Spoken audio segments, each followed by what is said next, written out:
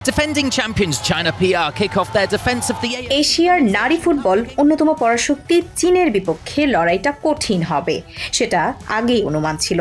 FIFA নারী football র্যাঙ্কিংয়ের ১৭ নম্বরে থাকা চীনের সামনে ১১২তম বাংলাদেশের মেয়েরা, তবুও মাঠে লাল সবুজের মেয়েরা লড়েছে সমানে সমান সাহসে। কাগজে কলমে ব্যবধান যোজন যোজন, কিন্তু মাঠের লড়াইয়ে সেই ব্যবধান পুরোটা দেখা যায়নি। David versus Goliath clash in the শেষ পর্যন্ত স্কোর লাইন ২-০। ফলাফল প্রত্যাশিত, কিন্তু ম্যাচের গল্পটা শুধু স্কোর লাইনের নয়, এটা সাহস, শৃঙ্খলা আর মানসিক শক্তির গল্প। প্রথমার্ধে বেশিরভাগ সময় বল দখলে রেখেছে চীন। পরিসংখ্যান বলছে ম্যাচে ৫৯.৬% সময় বল ছিল তাদের পায়ে।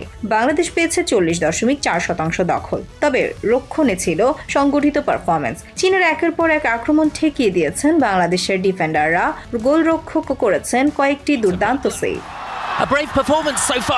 ম্যাচে ১৪ মিনিটে ঋতুপর্ণার বাঁ পায়ের দূরপাল্লার শট জালে জড়ালে হয়তো চিত্রটা ভিন্ন হতে পারত। প্রথমার্ধে বাংলাদেশ দেখিয়ে দেয় সুযোগ পেলে পাল্টা আঘাত হানতে তারা প্রস্তুত।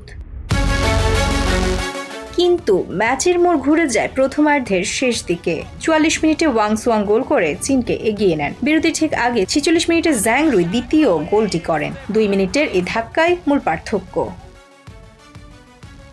দ্বিতীয়ার্ধে বাংলাদেশ মানসিকভাবে ঘুরে দাঁড়ায় আর কোনো গোল হজম না করে শেষ পর্যন্ত লড়াই চালিয়ে যায়। চীন যেখানে ২৪টি শট নিয়ে ১০টি অন টার্গেটে রাখতে পেরেছে, বাংলাদেশেরও ৮টি শট নেয়, যার ২টি ছিল লক্ষ্যে।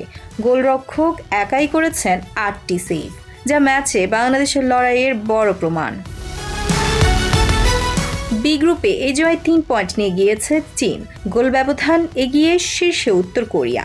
বাংলাদেশ এখনও পয়েন্ট পায়নি, কিন্তু এই ম্যাচ থেকে পেয়েছে আত্মবিশ্বাস, সাহস আর ভবিষ্যতের জন্য অনুপ্রেরণা। হার হয়েছে, কিন্তু মাথা নত হয়নি। শক্তিশালী প্রতিপক্ষের বিপক্ষে এমন লড়াই বলে দেয় বাংলাদেশ এগোচ্ছে ধীরে হলেও দৃঢ়ভাবে। Tanzila Twinkle, sports 24 BD.